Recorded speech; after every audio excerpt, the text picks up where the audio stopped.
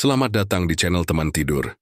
Di channel ini, seperti biasa, saya akan kembali lagi dengan membawakan sebuah kisah misteri yang tentunya semoga saja dapat menemani aktivitas kalian semua. Yuk, daripada kita lama-lama, langsung saja kita masuk ke dalam ceritanya. Jam 5 sore, jalanan kecil di perumahan elit Kampung Baru mulai dipenuhi orang-orang pulang kerja. Beberapa ibu rumah tangga keluar rumah untuk belanja ke warung. Anak-anak bermain sepeda. Dan suara azan maghrib mulai terdengar samar dari kejauhan. Di ujung jalan yang agak sepi, seorang anak laki-laki mendorong gerobak gorengan pelan-pelan. Namanya Dika. Usianya baru 9 tahun, tapi wajahnya terlihat lebih tua karena kelelahan. Bajunya lusuh, rambutnya berantakan, dan tangannya penuh bekas luka bakar kecil. Hasil dari sering menggoreng tahu, tempe, dan bakwan sendiri.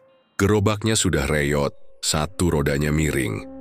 Dan tulisan gorengan panas di atas kaca nyaris tak bisa dibaca karena catnya sudah pudar. Dika berhenti di dekat tikungan, memarkirkan gerobaknya di bawah pohon. Ia mengambil plastik kresek berisi gorengan hangat dan mencoba menjajakan dagangannya ke orang-orang yang lewat. Kadang ada yang membeli, tapi banyak juga yang hanya melirik lalu pergi begitu saja. Walau begitu, Dika tetap sabar. Setiap sen yang dia dapat akan digunakan untuk beli beras dan bayar kontrakan kecil, tempat dia tinggal sendiri, sejak ibunya meninggal 6 bulan lalu. Sementara itu, dari arah berlawanan, suara mobil mewah terdengar. Sebuah SUV hitam mengkilap, meluncur pelan. Di balik kemudinya duduk seorang pria paruh baya, dengan kacamata hitam, dan wajah penuh percaya diri. Pak Ramli, orang terkaya di kampung itu, pemilik beberapa ruko dan kontrakan. Semua orang kenal dia, tapi bukan karena kebaikannya, melainkan karena kelakuannya yang suka merendahkan orang kecil. Pak Ramli sedang terburu-buru. Ia hendak menghadiri pesta ulang tahun cucunya di restoran mewah, dan tidak ingin bajunya lecek karena macet.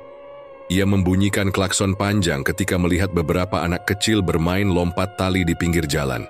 "Pindah, jangan main di tengah jalan!" bentaknya dari dalam mobil. Anak-anak buru-buru menyingkir. Tapi sialnya saat itu Dika tidak melihat kalau mobil Pak Ramli mendekat dari belakang. Saat Dika menarik gerobaknya ke pinggir, satu roda yang miring membuat gerobaknya oleng sedikit ke kiri dan menyenggol bagian depan mobil Pak Ramli. Senggolannya memang kecil, hanya membuat sedikit goresan di bemper, tapi cukup membuat juragan itu marah besar. Mobil langsung berhenti mendadak. Pintu terbuka keras dan Pak Ramli melompat keluar sambil melihat goresan di mobilnya. "Kampret, siapa yang nyenggol mobil gue?" Dika terdiam. Ia tahu itu salahnya, tapi dia tidak bermaksud begitu. Tangan Dika gemetar. Maaf Pak, saya nggak sengaja. Gerobaknya oleng." Ucapnya pelan, nyaris tak terdengar. Pak Ramli tidak peduli. Dengan langkah besar, dia menghampiri gerobak Dika dan tanpa pikir panjang, menendangnya sekuat tenaga. Brak! Gerobak tua itu terguling ke tanah. Minyak goreng tumpah, tahu dan tempe berceceran. Dan kaca kecil di sisi kiri pecah berhamburan.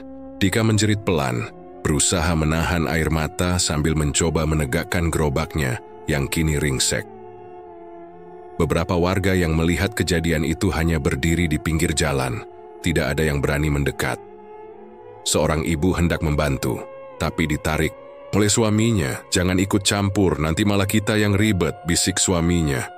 Pak Ramli menunjuk Dika dengan wajah penuh amarah. "Lain kali kalau nggak becus dagang, jangan dagang. Dasar anak miskin. Mobil gua ini mahal, tahu? Satu bagian yang lecet aja bisa makan duit jutaan. Lu bisa bayar, hah?" Dika menunduk menggigit bibirnya. Matanya basah, tapi dia tidak menangis keras. Tangannya memunguti gorengan satu persatu, meniupnya perlahan, lalu memasukkannya ke dalam plastik yang sobek di ujung. Gerobaknya sudah tidak bisa dipakai lagi. Salah satu rodanya copot, dan salah satu kakinya patah. Pak Ramli kembali ke mobilnya, masih mengomel. "Makanya jangan jadi beban negara, kecil-kecil nyusahin." Mesin mobil dinyalakan lagi. Ban mobil melindas beberapa gorengan yang masih berserakan di tanah. Bau minyak goreng dan debu bercampur di udara. Dika tidak berkata apa-apa. Ia hanya duduk di samping gerobaknya, memeluk lutut sambil menatap tanah. Langit mulai gelap. Satu persatu warga yang semula menonton pergi meninggalkan tempat itu. Tidak ada yang berani menegur Pak Ramli, meski hatinya menolak perlakuan itu. Sore berubah. Malam, Dika masih di situ, mencoba membenahi gerobaknya seadanya. Ia tahu malam ini ia tidak bisa jualan lagi. Tidak ada uang yang bisa dibawa pulang. Tidak bisa beli nasi. Tidak bisa bayar listrik. Tapi yang paling menyakitkan bukan itu. Yang paling menyakitkan adalah kenyataan bahwa tidak ada satu orang pun yang membelanya. Malam itu rumah Pak Ramli terlihat tenang dari luar. Lampu-lampu menyala terang, taman tertata rapi, dan pagar otomatis tertutup rapat. Tapi di dalam rumah, suasananya mulai berubah aneh. Istri Pak Ramli, Bu Rina, baru saja selesai mandi. Ia sedang mengoleskan krim malam di depan cermin saat tiba-tiba mencium bau aneh. Bukan bau parfum atau sabun, tapi lebih seperti bau minyak goreng yang sudah dipakai berkali-kali, tengik dan menyengat. Awalnya dia kira itu dari baju kotor suaminya, tapi setelah dia periksa tidak ada apa-apa di keranjang cucian. Loh, bau apa sih ini? Gumamnya sambil mengernyitkan hidung. Dia keluar kamar dan berjalan ke dapur. Lampu-lampu di lorong menyala otomatis saat ia lewat. Langkahnya melambat saat bau itu makin kuat. Begitu sampai di dapur, Bu Rina langsung menutup hidung. Bau tengik itu makin menyengat, seperti minyak yang sudah dipakai goreng berkali-kali lalu didiamkan seminggu. Padahal tidak ada yang masak malam itu. Makan malam tadi dibeli dari restoran, dan masih tersisa di meja makan. Perlahan, dia mendekati kompor. Matanya terbelalak saat melihat ada panci besar yang tidak ia kenali. Di dalamnya penuh dengan minyak. Hitam pekat, ada serpihan hitam yang mengambang seperti sisa gorengan gosong. Siapa yang naro ini? Tanya Bu Rina ke diri sendiri. Dia yakin betul tidak ada panci itu sebelumnya. Pembantu rumah tangga mereka, Embok Lastri, sudah pulang sejak sore. Tak mungkin dia masak diam-diam lalu meninggalkan panci di sana. Lagi pula panci itu bukan milik mereka. Bentuknya tua, penyok dan pegangannya gosong sebelah. Saat Bu Rina hendak membuang isi panci ke wastafel, suara roda berderit terdengar pelan dari arah taman belakang. Ia berhenti, menoleh. Tidak ada siapa-siapa. Suara itu datang lagi. Kali ini lebih jelas, seperti roda logam yang bergesek di batu. Perlahan, berat krek, krek, krek. Bu Rina menelan ludah. Ia berjalan pelan menuju pintu belakang yang menghadap taman. Tirai jendela digeser sedikit. Halaman belakang sepi. Tidak ada angin, tidak ada binatang. Tapi suara roda itu tetap terdengar, seolah berjalan memutar rumah. Dia kembali ke dalam dan memanggil suaminya. "Mas! Mas Ramli!" teriaknya dari dapur. Pak Ramli sedang nonton berita di ruang tamu.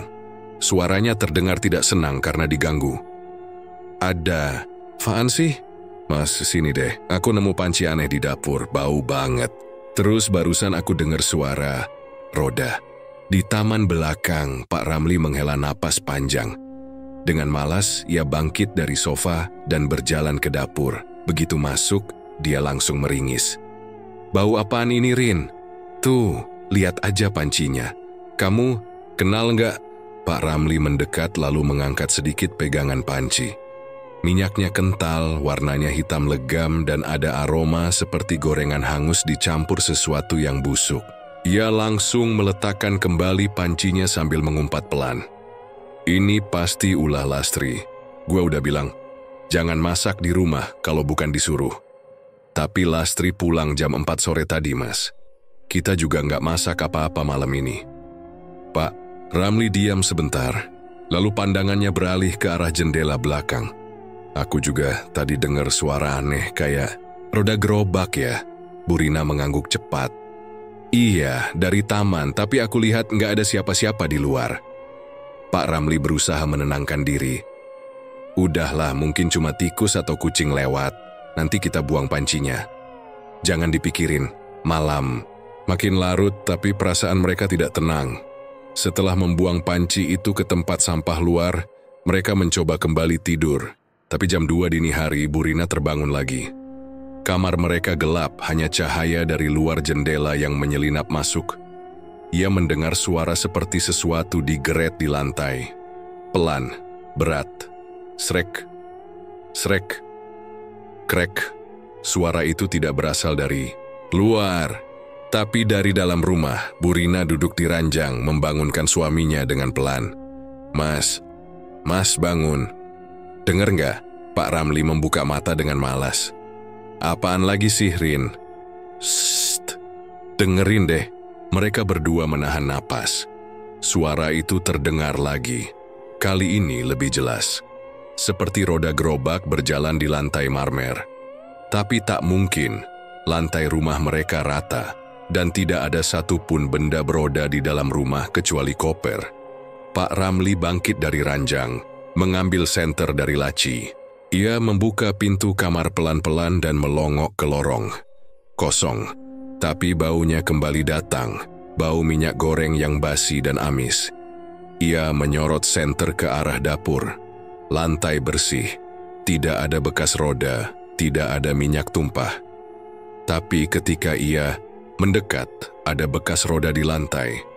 2 garis hitam memanjang dari pintu belakang menuju dapur, seperti bekas gerobak yang didorong dalam keadaan berat. Pak Ramli mundur perlahan, dadanya mulai sesak. Ia menutup pintu kamar dan menguncinya. Bu Rina melihat wajah suaminya pucat. Ada apa, Mas? Udah, tidur aja, jangan keluar kamar dulu. Tapi Mas, udah, besok pagi kita cari orang pintar. Mungkin ada yang iseng atau mau ngerjain. Malam itu mereka tidak bisa tidur. Suara roda itu terdengar 3 kali lagi, selalu pelan, seperti muter-muter keliling rumah.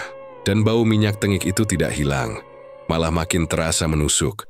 Pak Ramli hanya duduk di ujung ranjang, menggenggam senter sambil menatap pintu kamar yang terkunci. Di luar, suara roda masih terdengar. Dan sesekali, ada suara napas berat yang mengiringinya. Pagi itu, suasana rumah Pak Ramli lebih sepi dari biasanya. Mbok Lastri, pembantu yang biasa datang jam 7 pagi, tidak muncul. Tidak ada pesan, tidak ada telepon, padahal biasanya dia sangat rajin. Pak Ramli duduk di ruang tamu, masih dengan wajah kusut karena kurang tidur. Bu Rina sedang mengomel pelan sambil menyapu lantai, sementara anak-anak mereka masih di kamar. Saat akan menuju dapur, Bu Rina berhenti mendadak. Mas, kamu kesini deh, katanya dengan suara rendah. Pak Ramli bangkit dan berjalan mendekat. Begitu sampai di meja makan, matanya langsung melebar. Di atas meja makan yang panjang, tertata rapi belasan gorengan. Semua gosong, warna hitamnya mencolok, seperti sudah terlalu lama digoreng atau dibakar. Bentuknya bermacam-macam, ada tempe, tahu, bakwan, bahkan pisang goreng. Tapi semuanya gosong total, dan baunya tajam, seperti hangus dicampur amis. Kamu yang naro ini? Tanya Pak Ramli cepat. Bu Rina geleng. Aku aja belum ke dapur pagi ini. Dilihat sendiri, belum sempat nyentuh apa-apa. Pak Ramli mengedarkan pandangan. Dapur bersih, kompor tidak menyala, wajan tergantung rapi. Tidak ada tanda-tanda aktivitas memasak sama sekali. Dia mencoba menyentuh satu gorengan, masih hangat. Tapi, begitu dia dekatkan ke hidung, bau tengik langsung menyengat. Ini nggak lucu, katanya sambil menahan mual. Mas, ini pasti ada yang main-main. Bisa jadi ada yang masuk rumah, ujar Bu Rina sambil melirik ke jendela. Belum sempat mereka lanjut bicara, anak bungsu mereka, Aldi, muncul dari tangga sambil mengucek mata. Ma, ada gorengan ya? Tanyanya polos. Sebelum bisa dicegah, Aldi sudah mengambil satu gorengan dan menggigitnya. Jangan dimakan, nak, teriak Bu Rina. Tapi sudah terlambat, Aldi berhenti mengunyah. Wajahnya berubah bingung, lalu jijik. Tiba-tiba dia meludah ke lantai dan memegangi mulutnya sambil menangis. Kenapa? Pak Ramli langsung menghampiri. Aldi membuka mulutnya. Di lidah dan sela-sela giginya terlihat sesuatu menggeliat. Bu Rina menjerit. Ya Allah, itu belatung. Pak Ramli cepat-cepat menarik anaknya ke wastafel dan menyuruhnya kumur. Beberapa belatung keluar bersama air liur. Wajah Aldi pucat dan trauma. Dia terus menangis sambil memeluk ibunya. Bu Rina langsung membawa anaknya ke kamar dan menyuruhnya tiduran. Pak Ramli kembali ke dapur, mengambil tisu, dan mulai membuang gorengan satu persatu ke dalam kantong plastik besar. Beberapa di antaranya ternyata juga berisi belatung di dalamnya. Tidak masuk akal. Luarannya kering, tapi begitu dibuka, isinya busuk dan penuh ulat. Pak Ramli kesal bukan main. Ia yakin ini bukan kejadian biasa. Setelah semalam suara aneh dan bau busuk, sekarang malah muncul gorengan sendiri di meja. Siangnya ia coba telepon Embok Lastri. Maaf Pak, saya nggak bisa masuk dulu, kata suara di ujung telepon. Semalam saya mimpi buruk terus. Nggak enak, badan juga Pak. Pak Ramli tidak mau membahas lebih jauh. Ia hanya bilang akan cari bantuan lain dulu. Malam harinya, suasana di rumah makin aneh. Makan malam mereka hambar. Aldi tidak mau menyentuh makanan sama sekali. Bu Rina terlihat resah. Pak Ramli sendiri lebih banyak diam. Memikirkan kejadian-kejadian yang tak masuk akal. Jam 11 malam, rumah sudah sunyi. Anak-anak sudah tidur. Bu Rina juga sudah masuk kamar. Tapi Pak Ramli masih di ruang tamu. Nonton TV sambil sesekali melirik ke dapur. Suara itu datang lagi. Bukan suara roda kali ini, tapi suara denting wajan. Seperti sendok logam dipukul ke sisi penggorengan. Pelan tapi cukup jelas. Tang, tang, tang. Pak Ramli berdiri. Ia mengambil senter dari meja dan berjalan pelan ke arah dapur. Tidak ada apa-apa. Kompor mati, dapur kosong. Tapi suara dentingan itu masih terdengar. Kali ini dari kamar mandi. Ia menelan ludah. Pintu kamar mandi di dekat dapur tertutup. Ia dekati perlahan. Suara denting wajan semakin jelas, ditambah suara air netes dari keran yang tidak dibuka. Tik, tik inang sitang. Pak Ramli mengangkat tangan dan memutar gagang pintu. Pintu terbuka pelan, lampu di dalam menyala. Tapi tidak ada orang, tidak ada wajan, tidak ada sendok. Namun air keran mengalir sendiri. Dan ada tapak kecil penuh minyak di lantai keramik. Seperti jejak kaki anak kecil basah dan licin, mengarah ke balik tirai shower. Pak Ramli mendekat, menahan napas, lalu menarik tirai itu dengan cepat. Kosong. Tapi seketika, suara tangisan terdengar dari atas. Suara anak kecil, menangis pelan serak seperti kehabisan napas. Tangisannya menyayat, bukan seperti tangis manja anak-anak. Tangisan itu bukan dari dalam rumah, melainkan dari atap. Pak Ramli berlari kembali ke kamar. Wajahnya pucat, napasnya berat. Mas, kenapa? Tanya Bu Rina yang baru bangun karena mendengar suara langkahnya. Besok kita panggil orang pintar. Ini udah nggak bener. Udah nggak masuk akal. Bu Rina tidak membantah. Ia sendiri merasa rumah ini bukan tempat aman lagi. Entah apa yang sedang terjadi. Tapi satu hal yang mereka tahu pasti, sesuatu yang jahat sedang bermain di rumah mereka. Dan itu baru permulaan. Pagi itu rumah Pak Ramli kembali heboh. Suara teriakan supir terdengar dari garasi. Bu Rina yang sedang menyuapi Aldi langsung berdiri, sementara Pak Ramli bergegas keluar lewat pintu samping yang terhubung ke garasi. Begitu sampai di sana, dia tertegun. Di depan mobil Alphard hitam miliknya, tubuh supir pribadi mereka, Pak Yanto, tergeletak tak bergerak. Badannya remuk, seperti tergencet benda berat. Tulang rusuknya mencuat, wajahnya lebam, dan mulutnya terbuka lebar seolah sedang menjerit. Tapi yang paling aneh, di atas tubuh Pak Yanto ada sebuah gerobak rusak. Bentuknya reyot, bannya bengkok, rodanya berkarat. Gerobaknya sudah lapuk, kayunya sobek di sana-sini. Dan ada sisa gorengan gosong menempel di pinggiran wajan. Pak Ramli melangkah mundur, napasnya pendek. Dari mana gerobak ini? Bisiknya. Garasi, itu tertutup rapat semalam.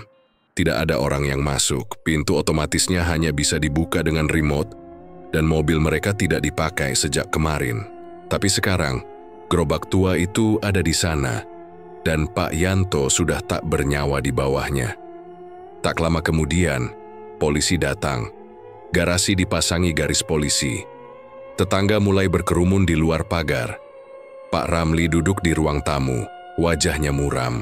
Ia menjelaskan ke polisi bahwa ia tidak tahu dari mana gerobak itu berasal. Tidak ada orang lain yang tinggal di rumah itu selain keluarganya. Petugas kepolisian, Pak Danur, menggeleng sambil mencatat. Aneh sekali, Pak. Gerobaknya tua banget, tapi tidak ada bekas ban masuk dari luar. Seperti muncul begitu saja di tengah garasi. Pak Ramli tidak menjawab. Kepalanya penuh dengan pertanyaan. Tapi yang bikin makin merinding adalah saat polisi meminta rekaman CCTV. Mereka memutar ulang kamera dari garasi belakang yang mengarah ke dalam. Pukul 03.47 pagi. Layar monitor menampilkan tampilan gelap seperti biasa. Tidak ada aktivitas. Namun beberapa detik kemudian, kabut tipis mulai muncul dari arah sudut garasi. Kabut itu tidak masuk akal. Tidak mungkin ada kabut setebal itu di ruangan tertutup. Dari dalam kabut perlahan muncul bayangan gerobak. Samar, bergerak sendiri. Tidak cepat tapi pasti. Pause, kata salah satu polisi, operator CCTV menghentikan video. Zoom sedikit, kata Pak Danur. Tampilan diperbesar. Di balik gerobak, terlihat sosok kecil seperti anak-anak. Kepalanya miring, wajahnya rusak, kulitnya gosong seperti terkena minyak panas. Ia memegang gagang gerobak dan menariknya perlahan. Lalu muncul sesuatu yang diseretnya di lantai. Bentuknya seperti tubuh manusia. Tidak bisa terlihat jelas karena tertutup bayangan, tapi kaki dan lengannya menyeret lemah. Dan setelah beberapa detik, gambar buram itu menghilang dalam kabut. Pak Ramli berdiri mendadak. Matikan itu, matikan sekarang. Operator segera mematikan layar. Pak Danur menatap Pak Ramli dengan raut serius. Pak, saya nggak tahu ini kejadian biasa atau bukan. Tapi kalau saya boleh saran, cari ustaz atau orang pintar.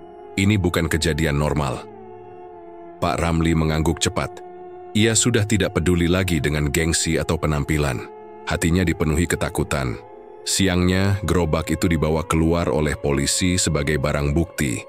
Tapi saat dibawa ke truk polisi, roda kiri gerobaknya copot sendiri, lalu jatuh dan mengenai kaki seorang petugas. Anehnya, ban itu seperti bergerak sendiri beberapa sentimeter sebelum diam. Sore hari, suasana rumah Pak Ramli berubah tegang. Aldi mulai demam. Ia menggigil di kasur, matanya sayu, dan terus mengigau. Jangan dorong, Kak. Jangan dorong aku. Bu Rina menangis di samping anaknya. Ia mencoba menyelimuti tubuh Aldi sambil memanggil-manggil namanya. Pak Ramli, yang sudah tidak tahan menelepon salah satu kenalannya. Seorang ustaz bernama Ustaz Jafar yang pernah menangani gangguan gaib di rumah temannya. Maghrib itu Ustaz Jafar datang. Begitu masuk rumah, ia langsung diam. Matanya menatap ke sekeliling ruang tamu, lalu ke arah dapur.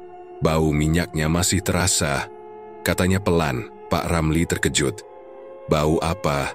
Ustaz, minyak lama. Minyak yang dipakai terus-menerus tanpa diganti. Biasanya dipakai buat dagang gorengan. Tapi ini baunya bercampur sama darah. Bu Rina yang berdiri di samping langsung memeluk suaminya. Ia mulai menangis. Kami nggak tahu apa-apa, Ustadz. Kami nggak pernah bikin masalah. Ustaz Jafar duduk dan memejamkan mata sebentar. Ia lalu bertanya dengan pelan. Apakah ada kejadian baru-baru ini yang melibatkan anak kecil? Mungkin yang berkaitan dengan gerobak, gorengan, atau jalanan? Pak Ramli menunduk. Ia terdiam beberapa detik sebelum akhirnya membuka mulut. Ada, Ustaz. Beberapa hari lalu, saya marah ke anak penjual gorengan. Gerobaknya nyenggol mobil. Saya tendang, dan gerobaknya jatuh, hancur. Ustaz Jafar menatap Pak Ramli tajam. Kamu tendang? Pak Ramli mengangguk pelan. Saya khilaf. Emosi, Ustaz. Saya nggak tahu kalau bakal kayak gini. Ustaz Jafar menarik napas panjang. Kalau begitu, Ini bukan hanya tentang kemarahan biasa.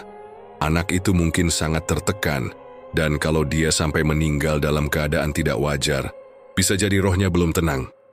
Malam itu Ustaz Jafar memulai pengajian kecil di rumah. Ia membaca doa-doa, memercikkan air ruqyah ke sudut-sudut ruangan, terutama garasi dan dapur. Namun saat membaca di dekat kamar mandi, lampu tiba-tiba padam. Dari dalam, terdengar suara wajan dipukul keras-keras. Tang, tang, tang. Lalu, terdengar suara berbisik, ganti, gerobakku. Setelah kejadian kematian Pak Yanto dan tangisan aneh dari kamar mandi, Pak Ramli benar-benar kehilangan arah. Malam-malamnya makin sulit dilalui. Aldi masih demam tinggi, dan suara-suara aneh di rumah seperti tidak pernah berhenti. Ketukan di dinding, denting logam, bau minyak gosong yang terus muncul, walau sudah dibersihkan berkali-kali. Ustadz Jafar yang datang malam sebelumnya memang membantu menenangkan suasana, tapi Pak Ramli merasa itu belum cukup. Ia butuh bantuan lain, sesuatu yang bisa langsung menyelesaikan semuanya. Akhirnya, atas saran salah satu kenalannya yang tinggal di luar kota, ia menghubungi seorang dukun tua yang katanya punya kemampuan khusus untuk mengusir roh gentayangan. Dukun itu bernama Mbah Somo. Usianya sudah lebih dari 70 tahun, tinggal di daerah pinggiran. Hari itu, Pak Ramli sendiri yang menjemput Mbah Somo ke rumahnya dengan mobil. Di perjalanan, Mbah Somo tidak banyak bicara. Ia hanya duduk diam di kursi belakang. Matanya sesekali terpejam, seperti sedang menerawang. Sampai di rumah Mbah Somo tidak langsung turun. Ia tetap duduk di dalam mobil sambil menatap rumah Pak Ramli. Tatapannya lama, penuh beban. Pak Ramli membukakan pintu mobil. Mbah, monggo masuk. Tapi Mbah Somo menggeleng pelan. Saya nggak bisa bantu, Pak. Pak Ramli terkejut. Loh, kenapa? Belum lihat ke dalam loh, Mbah. Mbah Somo menghela napas panjang. Saya sudah lihat cukup dari luar. Tempat ini sudah disentuh sesuatu yang lama tidur. Dan sekarang sudah bangun. Pak Ramli menelan ludah. Maksudnya apa, Mbah? Mbah Somo menoleh ke arah Pak Ramli. Kau tahu sendiri, Pak Ramli. Kau bangunkan amarah yang bukan buat dilawan, pakai doa atau mantra. Kau bangunkan dendam yang sudah kau tanam sendiri dari dulu. Pak Ramli mencoba membantah, tapi saya nggak tahu.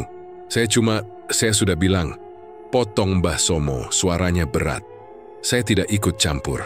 Tapi dengarkan baik-baik, ini bukan tentang gorengan. Ini tentang apa yang kau lakukan bertahun-tahun lalu. Tentang orang yang pernah kau hancurkan hidupnya. Setelah itu Mbah Somo menutup pintu mobil dan menyuruh sopir yang menjemputnya untuk mengantarnya pulang. Pak Ramli berdiri di halaman rumahnya, bingung, kaget dan makin takut. Setelah dukun itu pergi, Pak Ramli mulai berpikir keras. Kata-kata Mbah Somo terus terngiang di kepalanya. Orang yang pernah kau hancurkan hidupnya. Ia duduk di ruang tamu sambil memandangi lantai. Lalu mendadak teringat sesuatu. Seseorang 20 tahun lalu, saat ia masih membangun usaha bahan bangunan di pasar, pernah ada seorang penjual gorengan keliling yang mangkal dekat tokonya. Namanya Pak Warto. Orangnya sederhana, sopan, dan hampir setiap pagi mengantar gorengan ke toko Pak Ramli. Suatu hari, uang di laci toko Pak Ramli hilang. Waktu itu jumlahnya 500.000. Tidak seberapa bagi Pak Ramli saat ini. Tapi waktu itu cukup besar, karena tidak ada CCTV, dan hanya ada satu orang asing di toko pagi itu, Pak Warto. Maka tanpa banyak bukti, Pak Ramli langsung menuduhnya mencuri. Pak Warto membantah, bersumpah tidak mengambil sepeser pun.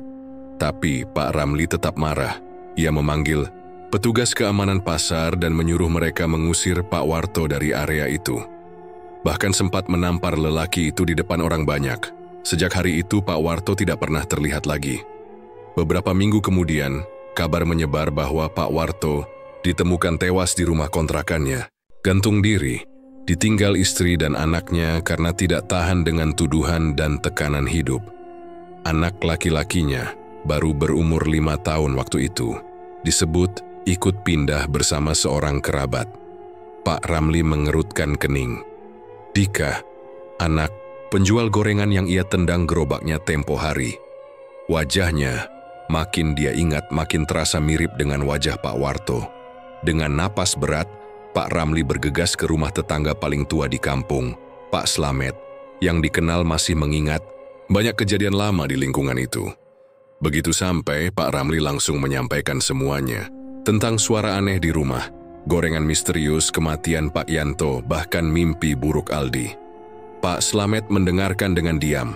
Setelah beberapa saat ia berdiri, masuk ke dalam, lalu kembali membawa sebuah foto lama. Di foto itu, tampak seorang laki-laki kurus tersenyum sambil berdiri di samping gerobak gorengan. Di sampingnya, seorang anak laki-laki kecil memegang plastik berisi tahu isi. Itu Pak Warto, kata Pak Slamet. Dan itu anaknya, Dika. Pak Ramli menatap foto itu lama. Hatinya mulai terasa sesak. Pak Warto nggak pernah nyolong, Pak Ramli. Waktu itu saya tahu karena saya yang nemu uang itu nyelip di antara tumpukan koran bekas. Tapi saya nggak berani ngomong. Takut sama Bapak. Bapak lagi marah besar waktu itu. Pak Ramli tertunduk. Tangannya gemetar. Anaknya sempat tinggal sama buliknya di luar kota. Beberapa tahun lalu saya dengar kabar. Dia balik ke Jakarta. Kerja, serabutan. Nggak tahu tinggal di mana, lanjut Pak Slamet. Suasana hening. Hanya suara kipas angin tua di langit-langit yang terdengar berputar lambat. Kalau benar itu Dika. Dan Bapak hancurkan hidup dia 2 kali. Ya wajar kalau arwah ayahnya nggak bisa tenang, ucap Pak Slamet pelan. Pak Ramli tidak menjawab. Ia hanya berdiri, lalu pamit. Pulang ke rumah dengan kepala penuh rasa bersalah. Malam itu, ia duduk di ruang makan. Meja sudah bersih. Tidak ada gorengan, tidak ada bau minyak, tidak ada suara wajan. Tapi semuanya terasa kosong, terlalu tenang. Seperti rumah itu sedang menahan napas. Di lantai dekat meja makan, ia menemukan sehelai kertas lusuh. Sepertinya baru saja muncul karena tadi sore belum ada. Di atasnya tertulis dengan spidol hitam, "Aku nggak minta dimanja. Aku cuma mau dihargai, kayak orang lain." Tulisan itu seperti tulisan anak-anak, tapi maknanya dalam. Dan untuk pertama kalinya sejak semua ini dimulai, Pak Ramli menangis. Pagi itu, setelah semalaman tidak tidur, Pak Ramli keluar rumah dengan wajah lelah. Pandangannya kosong, ia tidak bisa diam. Semuanya terasa makin kacau dan tidak masuk akal. Tapi satu hal yang terus mengganggunya sejak semalam, keberadaan Dika. Ia mencoba mencari tahu kemana anak itu pergi. Ia datangi beberapa pedagang di sekitar kompleks, bertanya satu persatu apakah mereka melihat Dika lagi setelah kejadian gerobak dihancurkan. Tidak ada yang tahu. Beberapa bahkan bilang Dika sudah tidak kelihatan sejak hari kejadian, seolah-olah menghilang begitu saja. Pak Ramli kemudian mengunjungi beberapa warung kecil dan toko-toko tempat biasanya anak jalanan numpang makan atau meminta air. Hasilnya nihil. Tidak satu pun dari mereka pernah melihat Dika lagi. "Pak Ramli, mungkin anaknya sudah pulang kampung," kata seorang penjual pulsa. Tapi Pak Ramli tahu itu hanya pengalihan. Anak seperti Dika tidak punya tempat untuk pulang. Semakin hari menjelang siang, semakin kuat perasaan di dalam diri Pak Ramli yang menuntunnya ke satu tempat. Persimpangan tempat ia menendang dan menghancurkan gerobak Dika.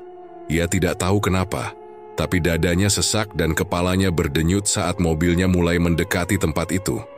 Di sana semuanya masih sama. Jalan aspal sedikit retak, pohon besar di sisi kanan, dan sisa noda minyak yang sudah mengering di tepi trotoar. Tapi ada satu hal yang membuat napasnya langsung tertahan. Di tempat yang sama, berdiri gerobak gorengan itu, utuh. Sama persis seperti yang ia hancurkan. Warna cat kusam, kaca pecah sebagian, dan tiang logam penyok. Tapi kini berdiri diam, seolah memang sedang menunggu seseorang datang. Pak Ramli turun dari mobil perlahan. Jalanannya sepi, tidak ada satu kendaraan pun lewat. Bahkan suara burung pun tidak terdengar. Udara terasa berat. Ia mendekati gerobak itu dengan langkah hati-hati. Bau minyak goreng basi langsung menyergap hidung. Ia menutup mulut menahan mual. "Tuhan, ini beneran?" gumamnya. Tangan kanannya terulur. Ia mencoba menyentuh bagian samping gerobak. Begitu jari-jarinya menyentuh besi itu, roda gerobak tiba-tiba berputar sendiri. Tanpa dorongan siapapun, gerobak bergoyang pelan ke depan lalu mundur, seperti hidup. Pak Ramli terkejut dan mundur 2 langkah. Gerobak itu lalu berhenti. Seketika, suara denting logam terdengar, seperti ada yang sedang menggoreng sesuatu. Suara itu datang dari dalam gerobak, padahal tidak ada siapa-siapa di dekatnya. Suhu udara di sekitar mulai meningkat. Tanah terasa hangat. Pak Ramli ingin lari, tapi kakinya seperti menempel di tanah. Tiba-tiba, tanah di bawah gerobak mulai retak.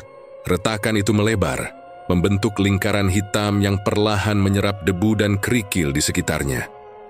Tanah itu seperti berlubang, dalam, gelap, tidak terlihat dasarnya. Gerobak yang berdiri di atasnya lalu bergerak sendiri, masuk pelan-pelan ke dalam lubang. Roda-rodanya terus berputar, bunyinya bergesek kasar dengan aspal. Suara tangisan anak kecil mulai terdengar. Bukan tangisan keras, tapi pelan, serak, seperti dari kejauhan.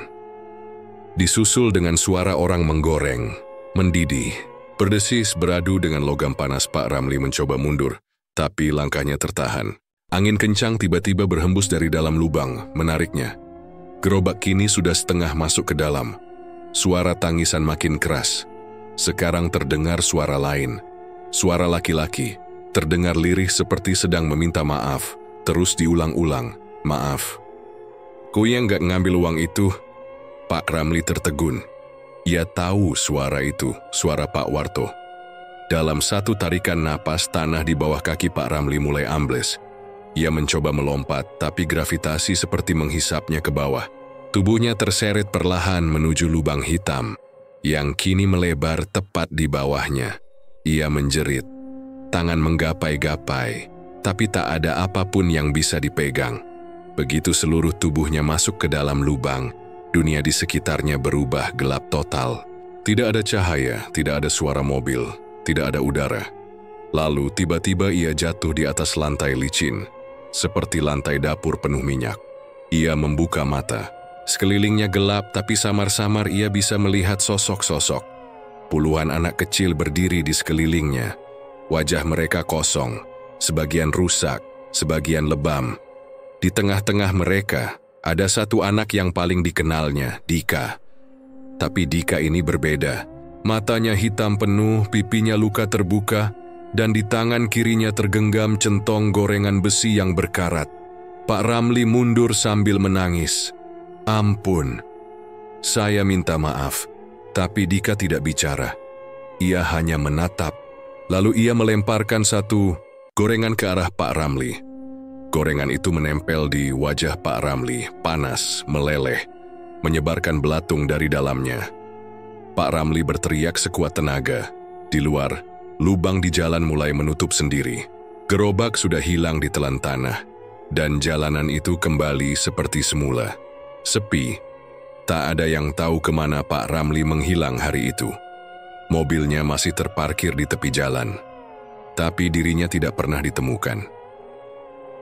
Setelah kepergian Pak Ramli yang misterius, desa itu sempat kembali tenang. Tidak ada lagi kejadian aneh, tidak ada lagi suara-suara aneh dari dalam rumah, tidak ada lagi bau minyak goreng basi yang menyengat. Tapi rumah besar milik Pak Ramli kini kosong. Tidak ada satupun anggota keluarganya yang tinggal di sana.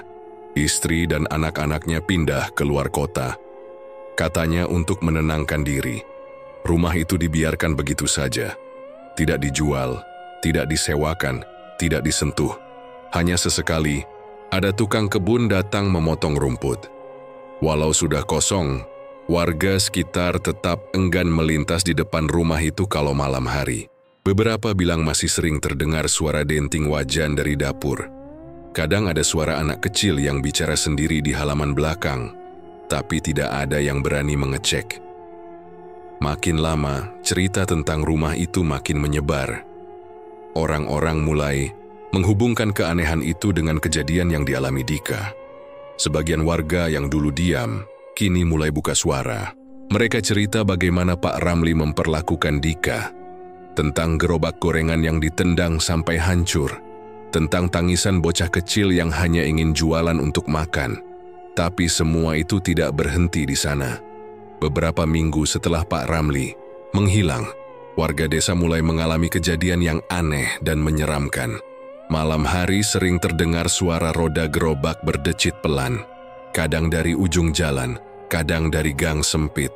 Suara itu datang perlahan, seperti ada seseorang yang mendorong gerobak berat melewati jalan beraspal.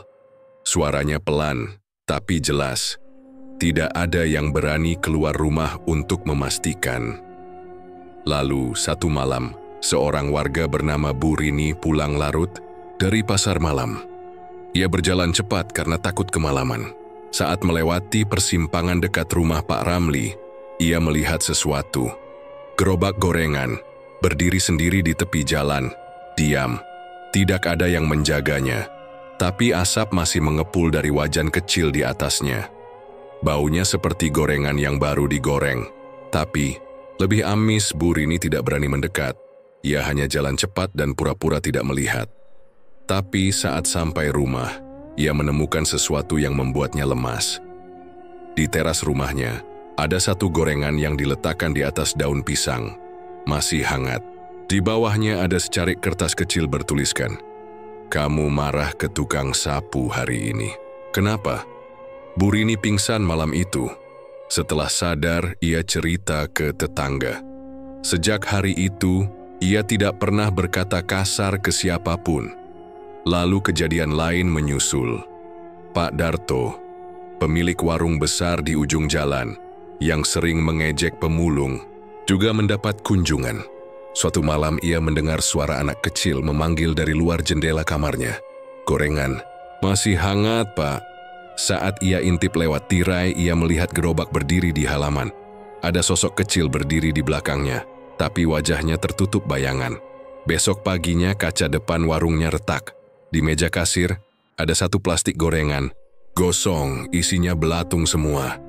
Di atasnya ada tulisan kecil di kertas, "Mereka cuma minta air minum, kamu lempar sandal." Pak Darto langsung tutup warung selama seminggu. Cerita-cerita seperti itu makin sering terdengar, tapi hanya terjadi pada mereka yang memperlakukan orang kecil dengan semena-mena. Tudiwadiang singkno, menidas atau meremehkan tukang beca, pemulung, tukang sapu, atau pengemis. Tidak semua warga mendapat teror, hanya yang pernah berbuat zalim. Warga yang baik-baik, yang biasa membantu, tidak pernah mengalami apa-apa. Akhirnya, orang-orang mulai berubah. Warga mulai lebih ramah dengan tukang parkir, mulai berbagi makanan dengan pengemis, bahkan anak-anak pun diajari untuk menghormati orang yang lebih susah hidupnya. Rumah Pak Ramli tetap dibiarkan kosong. Tidak ada yang berani menyentuhnya. Gerobak itu kadang masih muncul. Beberapa warga mengaku melihatnya melintas perlahan di gang sempit, ditarik oleh sosok kecil dengan wajah tertunduk. Tidak pernah bicara, hanya terus mendorong. Ada yang bilang, "Itu arwah Dika." Ada juga yang percaya itu bukan Dika, tapi sesuatu yang jauh lebih tua, yang pernah disakiti dan kini hanya ingin menegakkan keadilan dengan caranya sendiri. Beberapa waktu lalu, ada orang luar kota yang iseng mencoba membeli rumah Pak Ramli. Ia tidak percaya cerita warga, ia pikir semua itu cuma mitos kampung. Ia nekat masuk ke rumah itu, niatnya mau merenovasi dan menjadikannya tempat usaha. Malam pertama ia menginap, warga dengar ia teriak-teriak histeris. Keesokan harinya, ia ditemukan duduk di sudut ruang tamu, mulutnya terus komat-kamit, matanya kosong.